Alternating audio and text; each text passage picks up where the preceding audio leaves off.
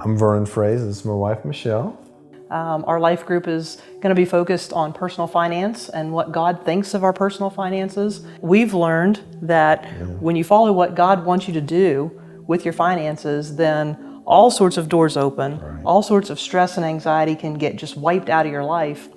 And that makes a huge difference. You can see a change, maybe not this week or next week, but month after month and into years when you're faithful with your personal finances the way God expects.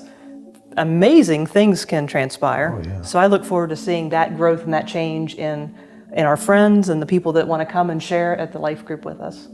It had a huge impact on our lives, our finances and taking control of them, because that's what we're stewards of what He's given us. And if we're willy-nilly with it, if we don't take it seriously, it not only affects that area of our life, but it bleeds into other areas of your life as well, So it's just, with everything going on in the world right now, with prices going on all over the place in different areas and stuff, you have to have a plan, you have to have a purpose, and who better to tell us what that purpose is and how to do it than God Himself as we get into the Word.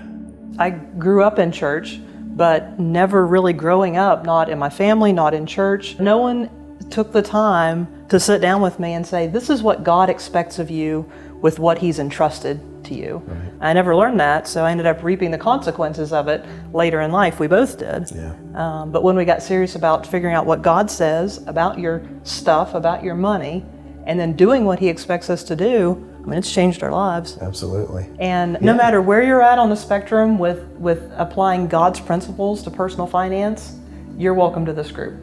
Whether you're struggling, whether you've been successful, it's going to help somebody else. That's what the word of our testimony. We talk about our salvation. Obviously, we talk about what God's done in our lives.